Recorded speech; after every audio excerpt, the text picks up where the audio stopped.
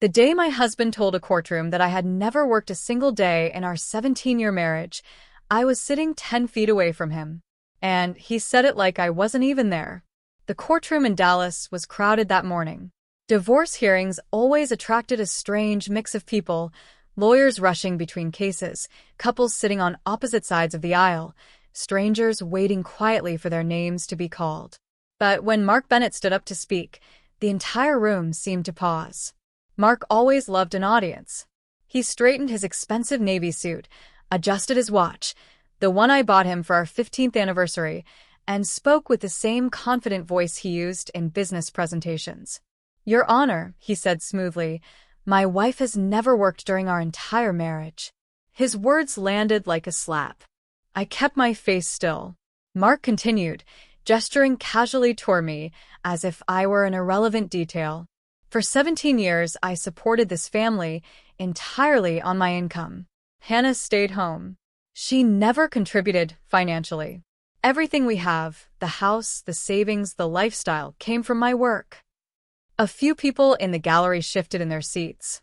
My attorney, Daniel Brooks, didn't move at all. Mark's lawyer nodded approvingly beside him. Mark kept talking, his voice growing more confident with every sentence. "So, when she now asks for half of everything, it's frankly unreasonable. She lived comfortably off my salary for nearly 2 decades.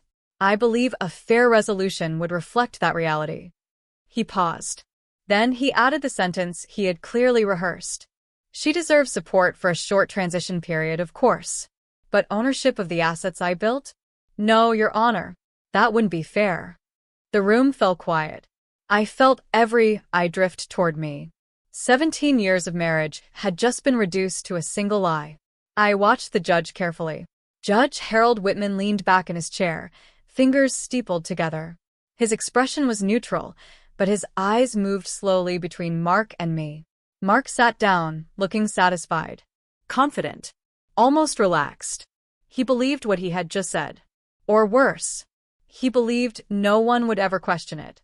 For a moment, the silence stretched across the courtroom. Then the judge spoke.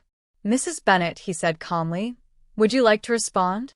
I shook my head gently. My voice, when I spoke, was quiet. "My attorney will respond, Your Honor." Daniel Brooks stood up beside me. Daniel had the kind of calm presence that made people underestimate him. He wasn't loud. He wasn't theatrical. He simply prepared. And when Daniel spoke, every word was precise.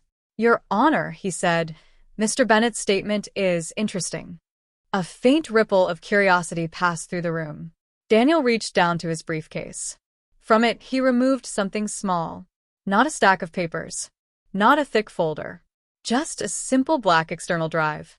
No larger than a deck of cards. He placed it gently on the evidence table. Mark frowned. Daniel looked at the judge. "Inside this drive," he said calmly, "are 17 years of financial records, contracts, invoices, tax filings, and banking history." He paused, then added quietly, "All of them belonging to Mrs. Hannah Bennett." Mark's confidence cracked for the first time. His brow furrowed. "What is that supposed to mean?" he said sharply. Daniel didn't look at him. He addressed only the judge. "With the court's permission, Your Honor," Daniel said, "we would like to submit this evidence into the record." The judge studied the drive for a moment. Then he nodded slowly. "Permission granted." The bailiff stepped forward and took the drive. Across the room, Mark leaned toward his lawyer, whispering something urgently. For the first time that morning, he didn't look confident anymore. I sat quietly in my chair, hands folded in my lap, because Mark still believed the story he had just told. He believed I had spent 17 years doing nothing. And in a few minutes, that lie was about to collapse in front of an entire courtroom. He just didn't know it yet. The moment the bailiff carried the small black drive toward the judge's bench, the energy in the courtroom shifted. A few minutes earlier, Mark had looked relaxed, almost entertained. Now he leaned forward in his chair, whispering urgently to his attorney. I didn't need to hear the words to understand the tone. Confusion. Daniel Brooks remained perfectly calm beside me. He adjusted the cuff of his shirt and waited while the judge's clerk connected the drive to the courtroom computer. Technology always made courtrooms feel strangely quiet. The soft clicking of keys echoed in the room as the clerk opened the first folder. The judge leaned slightly closer to the screen. "What exactly are we looking at, Mr. Brooks?" Judge Whitman asked. Daniel nodded politely. "Your Honor, the drive contains 17 years of organized financial documentation connected to Mrs. Bennett's independent professional work." Mark's head snapped toward us. "Independent work?" he said sharply. Daniel ignored him. The clerk opened the first folder. Inside were scanned contracts, payment records, and bank transfers. The judge scrolled slowly. The next folder appeared. Then, 2009. Each one filled with the same type of documents. Invoices, client agreements, wire transfers, tax filings. The judge's eyebrows lowered slightly as he continued scrolling. Across the room, Mark shifted in his seat. "This is ridiculous," he muttered under his breath. His lawyer leaned closer to the screen, clearly trying to read the file names. Daniel spoke again, still calm. "For clarity, Your Honor, the files are organized by year. Each folder contains documentation of paid contracts completed by Mrs. Bennett as a remote technical editor and translator." A quiet murmur moved through the gallery. The judge paused. He opened one of the files. The document filled the screen. A contract from a German engineering firm. Payment listed, $18,400. Completed project, technical translation and editing. The judge scrolled further. Another contract. A Canadian research university. Another payment, $12,600. Another document. An engineering consulting firm in Singapore. Payment, $22,000. Judge Whitman leaned back slightly. "Mr. Brooks," he said slowly, "are you stating that Mrs. Bennett maintained consistent professional income throughout the marriage?" "Yes, Your Honor." Mark suddenly stood up. "That's impossible." His voice echoed sharply in the courtroom. "She never had a job," he said, pointing toward me. "She stayed home with the kids." The judge looked at him calmly. "Mr. Bennett, please sit down." Mark hesitated, then slowly lowered himself back into his chair. The judge returned his attention to the screen. "Continue, Mr. Brooks." Daniel nodded. "Thank you, Your Honor." He walked a few steps toward the display monitor so the court could see the folders more clearly. These records show that Mrs. Bennett completed over 240 professional contracts between 2007 and 2023. The room grew very quiet. Daniel continued.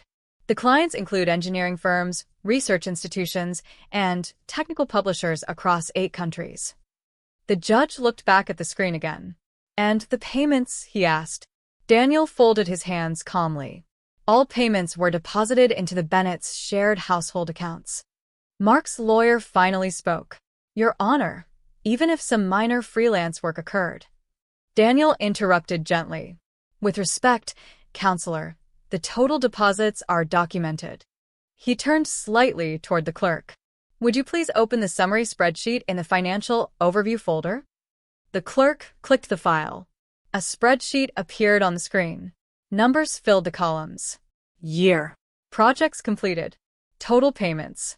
The judge adjusted his glasses and leaned closer. For several seconds, he said nothing. Mark's breathing had become noticeably heavier. Then the judge spoke quietly. "Mr. Brooks." Daniel looked up. "Yes, Your Honor?" The judge tapped one number on the screen. "This column, is this the total amount deposited by Mrs. Bennett into the family accounts?" "Yes, Your Honor." The judge read the number again. Slowly. $853,000. The silence that followed felt heavy. Across the room, Mark had gone completely still. His earlier confidence was gone. His face had turned pale. And the judge hadn't even opened the house purchase documents yet. The courtroom had gone so quiet that I could hear the faint hum of the overhead lights. Judge Whitman continued studying the spreadsheet on the monitor. $853,000.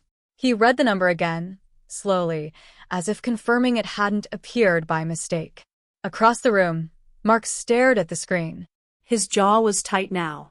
Gone was the relaxed confidence he had walked in with that morning. Daniel Brooks spoke calmly.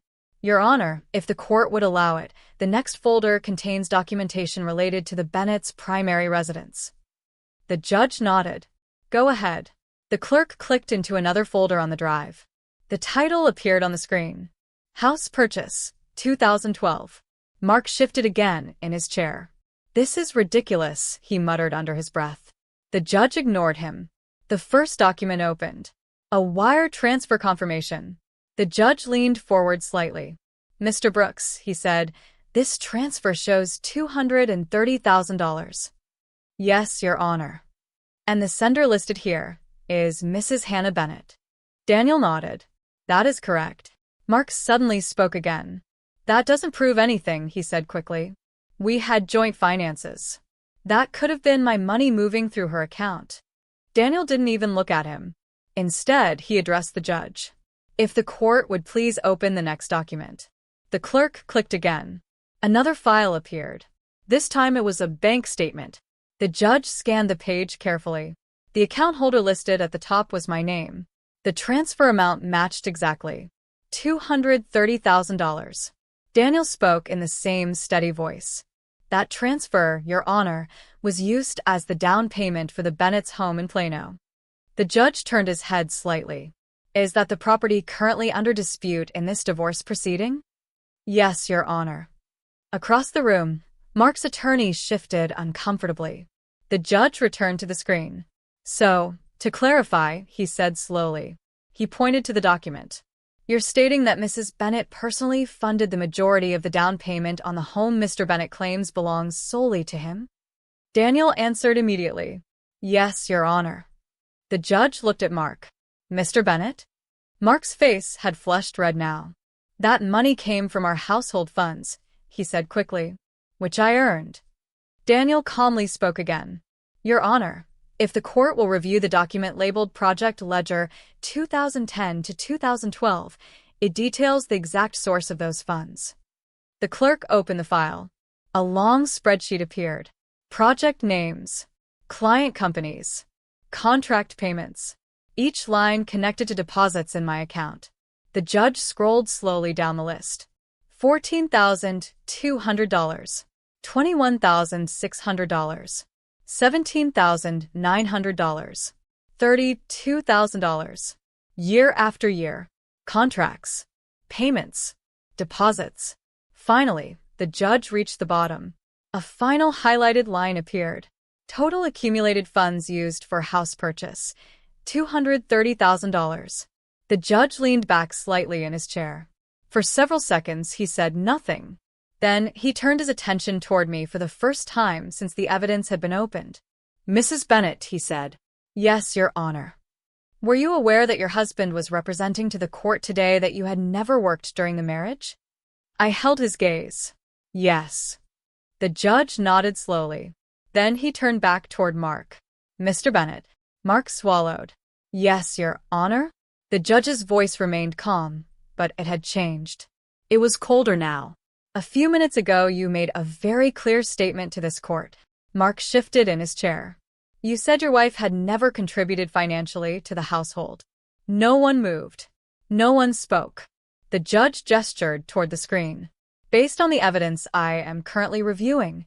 He paused. That statement appears to be completely untrue. Mark didn't answer. For the first time since the hearing began, he looked like a man who had just realized he might have made a very serious mistake. But the judge wasn't finished looking through the drive. And the next folder was about to explain how I had earned that money in the first place. Something Mark had apparently never bothered to learn during 17 years of marriage. Judge Whitman kept his eyes on the screen. The next folder opened slowly. Its title was simple. Professional Work, Hannah Bennett. Daniel Brooks stepped slightly closer to the evidence monitor. Your Honor, he said calmly, this section explains the nature of Mrs. Bennett's work during the marriage. The judge nodded. Proceed. The first document opened. It wasn't a bank statement this time. It was a contract. The judge scanned the header. A European University. Department of Mechanical Engineering. The project description appeared beneath it. Technical editing and translation of research documentation. Completion deadline, 6 weeks. Payment, $19,700. The judge scrolled down. At the bottom of the page was my signature and the submission date. The clerk opened the next document. Another contract. This one from an aerospace supplier based in Montreal. Project description. Editing and linguistic standardization of engineering manuals. Payment, $24,300. Judge Whitman leaned back slightly. Mr. Brooks, he said, these appear to be fairly specialized contracts. Yes, Your Honor. Daniel folded his hands in front of him. Mrs. Bennett worked for years as a remote technical editor and translator. The judge raised an eyebrow. In engineering? Yes. The next file opened automatically. This time it wasn't a contract. It was an email thread. An entire chain of correspondence between me and a research group from Munich. The judge skimmed a few lines. Detailed discussions about terminology. Structural editing of complex technical reports. Translation accuracy for safety documentation. The judge looked back at Daniel. And she completed this work from home? Yes, Your Honor. Across the room, Mark let out a small laugh. But there was no confidence left in it. That's ridiculous, he said. She doesn't even speak German. Daniel didn't turn around. Instead, he nodded toward the clerk. If the court could open the certification folder. The clerk clicked again. Several documents appeared. Language certification. Translation credentials. Academic transcripts. The judge adjusted his glasses and read quietly. German.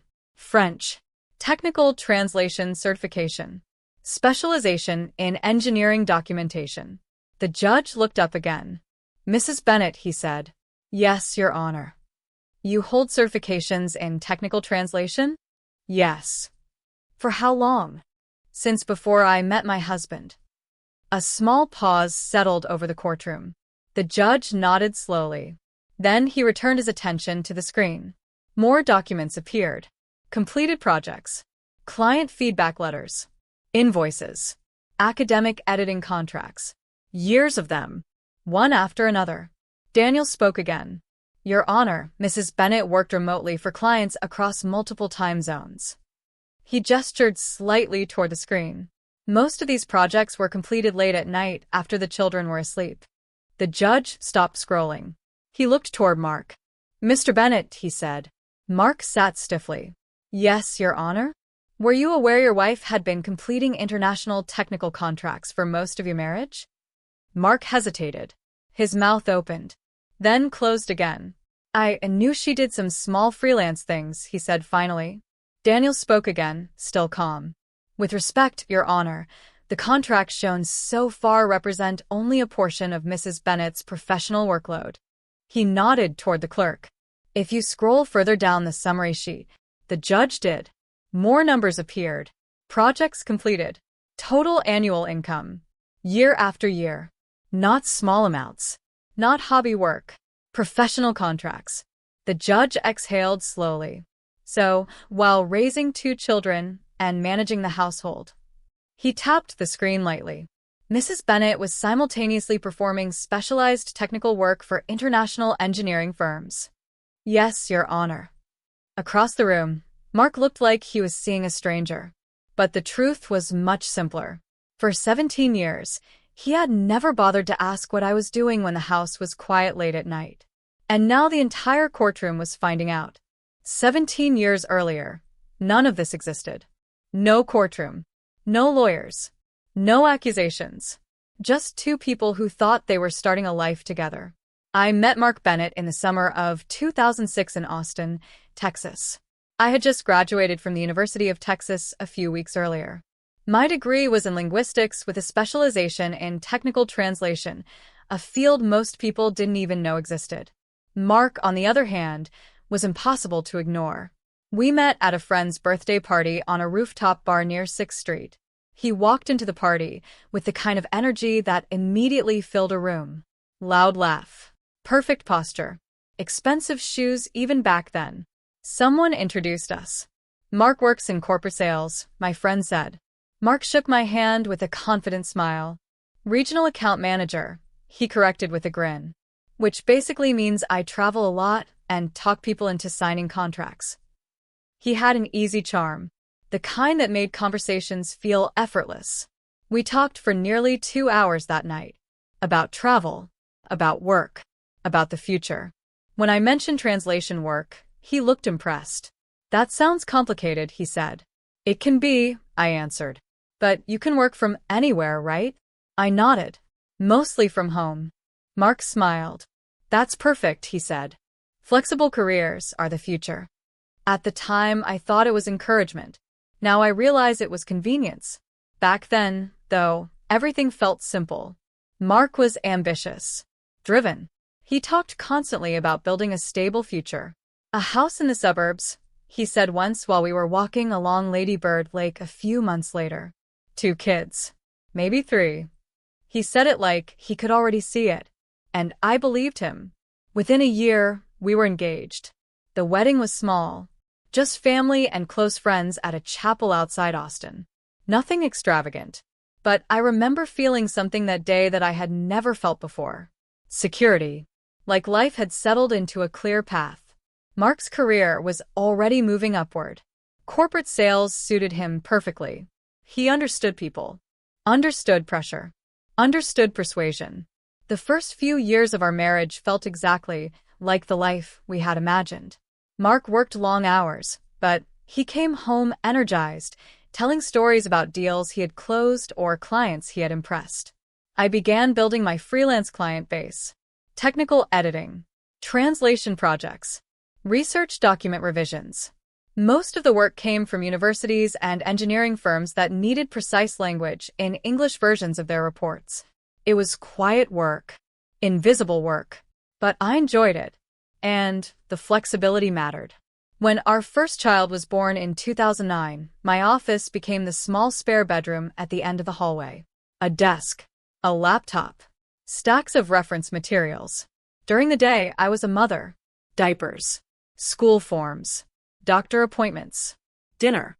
laundry, bedtime stories. And when the house finally became quiet, I worked, sometimes until midnight, sometimes until 2 in the morning. Clients in Europe would send revisions while we slept. Universities in Asia sent edits overnight. My workday often started after everyone else's ended. But Mark never really asked about it. If he noticed the light under my office door late at night, he never said much. He would just kiss me on the forehead and say something simple. "Don't stay up too late." And for years, that was enough. We built the life we had talked about. 2 children. A house in the suburbs north of Dallas. Mark's career continued climbing. Bigger deals. Bigger bonuses. And slowly, a story started forming around our lives. A story Mark told often. At parties. At work events. Even with friends. He liked to joke about it.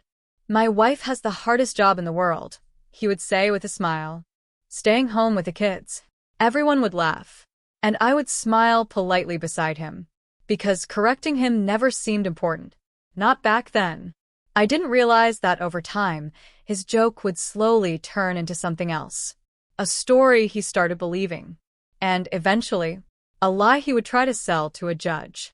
By the time our second child was born, our house had settled into a rhythm that looked perfectly normal from the outside. Mark left early every morning. Suit. Coffee. Phone already ringing before he even reached the car. Corporate sales had turned into something bigger for him. Promotions came quickly. New territories. Larger accounts. Bigger commissions. He loved it. And people loved the story he told about our family. "My wife keeps everything running at home," he would say proudly at company dinners. It always sounded like praise. But slowly, something strange began happening. My work disappeared from the story. At first it was small. When friends asked what I did, Mark would answer before I could. "Hannah stays home with the kids." The first time it happened, I corrected him. "I still do my editing contracts," I said casually. Mark laughed and wrapped an arm around my shoulders. "Yeah, but that's more of a hobby project," he said. "Nothing serious." Everyone chuckled politely. I smiled too. It didn't feel worth arguing about. But the pattern continued. At family gatherings. At neighborhood barbecues. At work parties.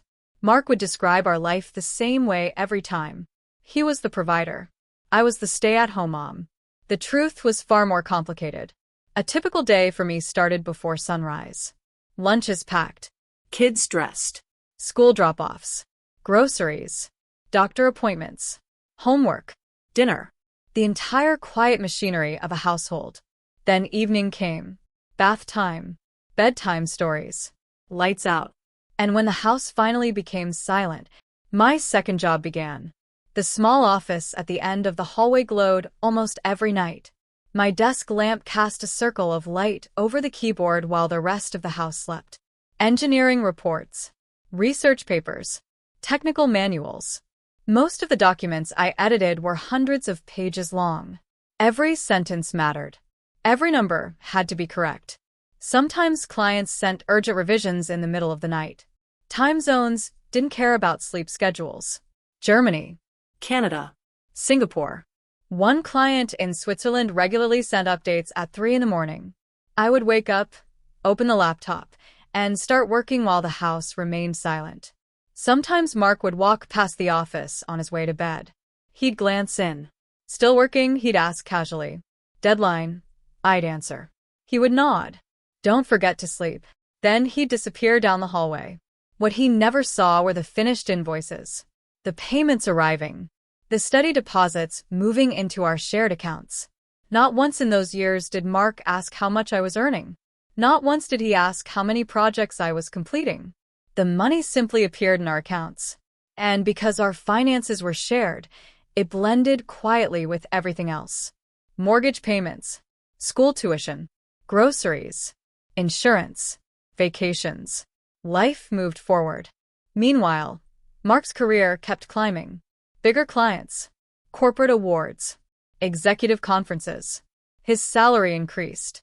But something else changed too. His confidence turned into certainty. And that certainty slowly reshaped the story he told about our lives. At work events, he would laugh with colleagues. "My wife's lucky," he'd say. "She gets to stay home." Sometimes people would glance at me. I would smile politely, because technically I did work from home. But the meaning of the sentence had shifted. In Mark's version of reality, I wasn't contributing anymore. I was simply there, managing the house, spending the money he earned. And over time, he repeated that story so often that it stopped sounding like a joke. It became a fact, at least in his mind. What Mark never realized was that while he was telling people he carried the entire family, my late-night work was quietly building something he never noticed. Not just income, evidence, years of contracts, invoices, payments, records, all sitting quietly in folders on my computer. The same folders that now lived on the small black drive sitting on a courtroom table in Dallas. But the real reason that drive existed had nothing to do with my work. It started years later. The day I first realized something in our marriage didn't add up. The first time I noticed something strange, it didn't feel like betrayal. It felt like math that didn't make sense. By 2018, Mark was earning more than he ever had before. His corporate sales job had moved him into a senior role managing large regional accounts. His bonuses alone were sometimes larger than our entire yearly budget had been when we first got married. On paper, we should have been extremely comfortable. And in many ways, we were. Nice house in Plano. 2 cars. Private soccer training for our son. Piano lessons for our daughter.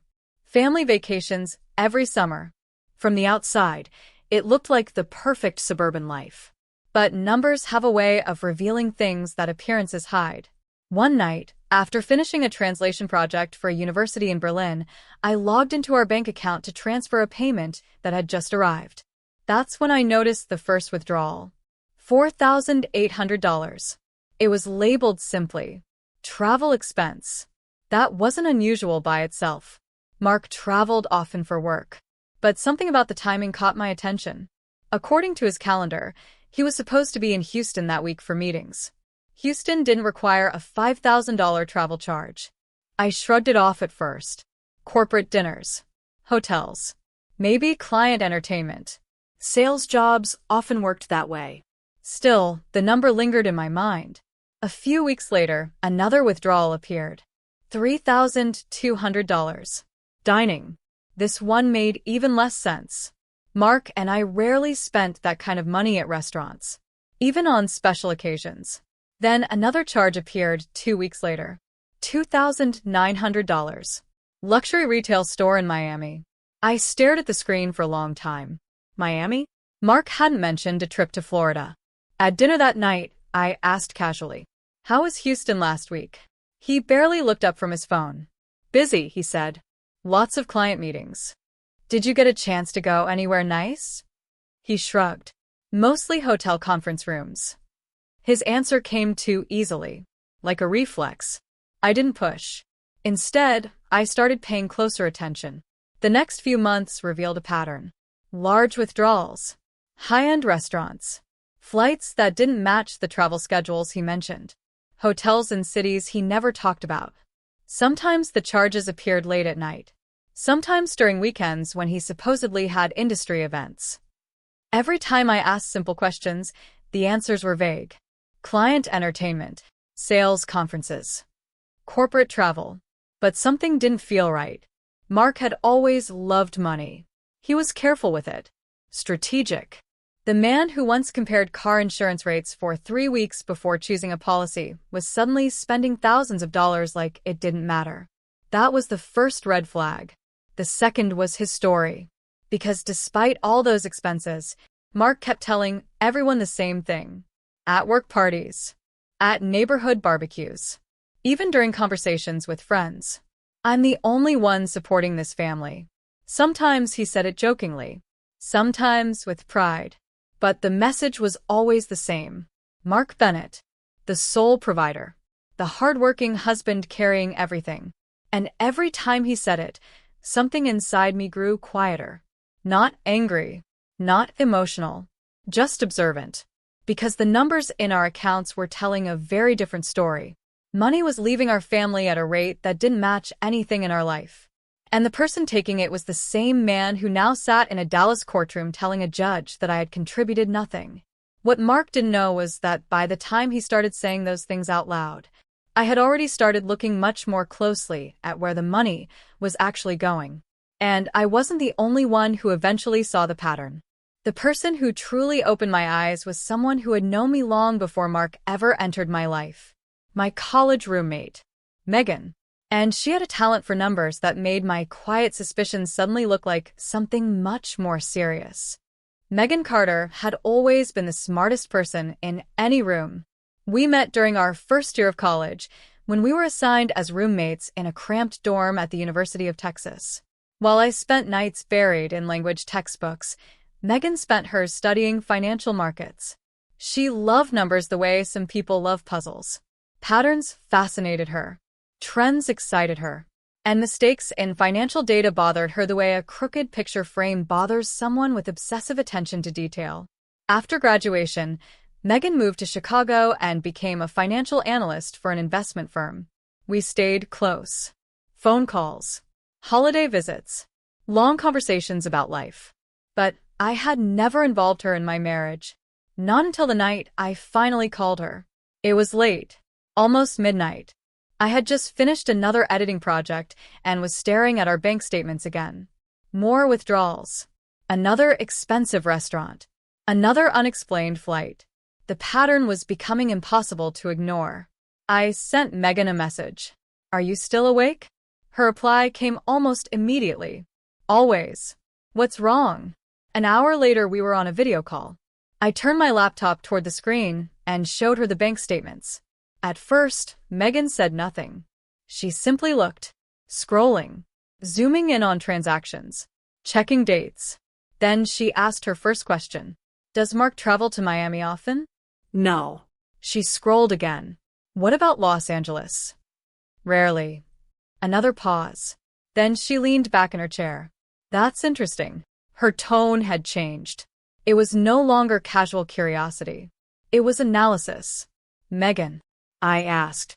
She turned the screen toward herself again and began typing quickly. "I'm mapping the transactions," she said. "Mapping." Dates. Locations. Spending categories. She worked for nearly 10 minutes without speaking. Finally, she looked up. Hannah, this isn't random. A quiet tension crept into my chest. What do you mean? Megan rotated her screen so I could see it. She had created a timeline. Charges connected by dates and locations. Flights. Restaurants. Hotels. Luxury purchases. They formed clusters. Groups of spending that repeated every few weeks. See this? Megan said. She pointed to a set of charges. Miami. Same hotel chain. 3 separate weekends. She moved her finger to another group. Then Los Angeles. Same pattern. Then another. Back to Miami again. I stared at the screen. The pattern suddenly looked obvious. How much money is that? I asked quietly. Megan typed a few numbers into her calculator. The result appeared instantly. She exhaled slowly. Hannah, my stomach tightened. How much? She looked at the screen again. Just from what you showed me tonight? Yes. Megan turned the calculator toward the camera. $147,000. I felt the air leave my lungs. That can't be right. I double-checked, Megan said. That's the confirmed spending. Over how long? She scrolled again. About 3 years. 3 years. 3 years of money disappearing from our accounts. 3 years of stories about work travel and client dinners. 3 years of Mark telling everyone he was the only one supporting our family. Megan looked at me carefully. Hannah, I'm going to ask you something, and I want you to answer honestly. Okay. Do you think your husband could be living another life when he travels? The room felt suddenly colder. I didn't answer immediately, because the truth was, the thought had crossed my mind before. But hearing it out loud made it real. And if Megan was right, then the man who had just told a judge I contributed nothing to our family had been secretly draining money from it for years. What I didn't know yet was how big that secret really was. Because once Megan started digging deeper into the transactions, she found something that turned suspicion into certainty. The number Megan showed me that night stayed in my mind long after our call ended. $147,000. And that was only the spending we could see quickly. The next morning, Megan called again. I've been thinking about those transactions, she said. You didn't sleep, did you? I asked. Not really, she admitted. Your numbers were bothering me. That was the thing about Megan. She didn't let patterns go. What did you find? I asked. Well, first, I looked at the hotel chain connected to the Miami charges. My heart beat a little faster. And it's the same location every time, she said. The exact same property. A cold feeling settled in my stomach. That's not normal business travel. Exactly, Megan said. She paused. Hannah, people who travel for work usually rotate hotels depending on conferences or clients. But your husband used the same building repeatedly for years. The word building caught my attention. Wait, I said slowly. Hotel? Megan hesitated. That's the strange part. She turned her laptop toward the camera. On the screen was a website listing for a luxury waterfront building in Miami. Private residences. Not a hotel. Luxury apartments. Megan, I whispered. She nodded. The address attached to the charges is inside this building. My mind started connecting the pieces. Flights. Luxury restaurants. Retail stores. The same address again and again. How would he pay for something like that? I asked quietly. That's exactly what I wondered. She leaned closer to the camera. So, I searched property records. My chest tightened. You can do that? In Florida? Yes. She typed a few keys. Then another document appeared on her screen. A rental agreement. The tenant name was partially hidden under a corporate leasing structure. But the payment account connected to it was unmistakable. Our bank account. The monthly payment appeared clearly. $4,200. Every month. For nearly 4 years. My hands went cold.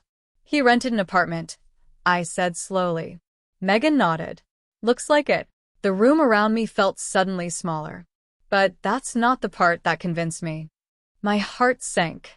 There's more? Yes. Megan clicked another file. This is from the private investigator I recommended. I blinked. You already contacted someone? I asked a colleague for help, she said gently, just to confirm what we were seeing. On the screen appeared several photographs. A waterfront building, a parking garage, a balcony view of the ocean. Then the final picture appeared. A man walking out of the building lobby. Mark. He was wearing sunglasses and laughing. Standing beside him was a woman I had never seen before. She was holding his arm. They looked comfortable together. Familiar. Not like two people meeting for the first time. Megan spoke quietly. The investigator tracked him during his last sales conference. I stared at the image. Mark looked relaxed. Happy. The kind of smile I hadn't seen from him in years. How long? I asked. Megan glanced down at her notes. The investigator confirmed activity going back almost 4 years. 4 years. 4 years of flights. 4 years of secret rent payments. 4 years of luxury dinners and gifts paid from our accounts. Mark hadn't just been traveling for work. He had been maintaining an entirely separate life. A second apartment. A second relationship. Funded with money from the family he now claimed he had supported alone. I felt strangely calm. Not shocked. Not screaming. Just clear. What do I do now? I asked quietly. Megan didn't hesitate. You talked to a lawyer. That was the moment Daniel Brooks entered my life. And together, we started preparing something Mark never saw coming. Because by the time he stood in that Dallas courtroom telling the judge I had contributed nothing, we already knew exactly where every missing dollar had gone. Back in the Dallas courtroom, Mark still didn't understand how much we knew. Not yet. Judge Whitman sat quietly reviewing the files on the screen while the courtroom remained completely silent. The evidence folders continued to open one by one. Financial records, contracts, deposit histories, and then the folder Daniel had saved for last. Financial transfers, unauthorized withdrawals. Daniel spoke calmly. Your Honor, the final section of the drive contains documentation regarding withdrawals from the Bennett's shared accounts over the last 4 years. Mark shifted in his chair again. His lawyer leaned forward. What exactly is this referring to? She asked sharply. Daniel didn't answer her. He nodded toward the clerk. Please open the Miami transaction file. The screen changed. A spreadsheet appeared. Flights. Restaurant charges. Luxury purchases. And at the bottom of the page, monthly rent payments. $4,200. Judge Whitman looked up. Mr. Brooks, what is this property? Daniel folded his hands. A residential apartment in Miami, Your Honor. The judge looked at Mark. Mr. Bennett? Mark's face had gone pale. That was for business travel, he said quickly. Daniel spoke again. With respect, Your Honor, the next document clarifies the nature of that property. The clerk opened another file. A lease agreement filled the screen. Tenant name, rental history, payment source, shared marital account. The judge read quietly for several seconds. Then he looked back at Daniel. And who is residing in this apartment? Daniel paused, then nodded toward the next document. The clerk opened it. A photograph appeared on the courtroom monitor. Mark leaving the building lobby. Beside him stood the woman from the investigator's report. They were laughing, holding hands. The quiet in the courtroom deepened. Judge Whitman slowly removed his glasses. Mr. Bennett, he said. Mark didn't answer immediately. Is this photograph accurate? Mark swallowed. It's not what it looks like. Daniel calmly opened another document. Restaurant receipts. Luxury store purchases. Travel itineraries. All connected to the same location. All paid from the same accounts. All funded by the household Mark had just told the court he alone supported. Judge Whitman leaned back in his chair. So, let me summarize what the court has now reviewed. No one spoke. Mrs. Bennett contributed more than $850,000 in documented income during the marriage. He tapped the screen. She also provided the majority of the down payment for the family residence. Another pause. And, during the same period, the judge glanced at the Miami lease. Mr. Bennett withdrew substantial funds from joint accounts to support a separate residence and relationship. Mark's attorney shifted uncomfortably. Your Honor. The judge raised a hand. Counsel, I've seen enough. Mark stared at the desk in front of him. The confidence he had walked into the courtroom with that morning was gone. The judge looked directly at him. Mr. Bennett, a few hours ago you told this court that your wife had never worked during your marriage. The words hung in the air. Based on the evidence provided, He paused. that statement was not only incorrect. Another quiet moment passed. It was profoundly misleading. Mark's shoulders slumped slightly. Judge Whitman turned to the attorneys. I strongly suggest the parties consider an immediate settlement discussion. Daniel nodded. Mark's lawyer leaned toward him, whispering urgently. For several minutes the courtroom remained quiet while the attorneys spoke privately. Then Mark finally stood up again. But this time, his voice sounded very different. Tired. Controlled. Your Honor, he said quietly, we're prepared to accept a revised settlement. The terms were simple. I would receive the majority of our marital assets, the house, primary custody of the children, and full acknowledgement of the financial contributions I had made during the marriage. Mark agreed to everything. There was no argument left, no story left to tell, because the truth had already spoken for itself. The hearing ended shortly after. People slowly filed out of the courtroom. Mark left quickly with his attorney. He never looked at me. Daniel packed the small black drive back into his briefcase. You handled that well, he said quietly. I nodded. Outside, the Texas sun was bright against the courthouse steps. For the first time in years, everything felt calm. Not victorious. Not angry. Just clear. Mark hadn't lost everything because of me. He lost it because he believed his own story. The one where I had done nothing for 17 years. But lies have a weakness. They only survive as long as no one checks the records. And in the end, all I did was bring the truth into the room. I didn't destroy him. He destroyed himself.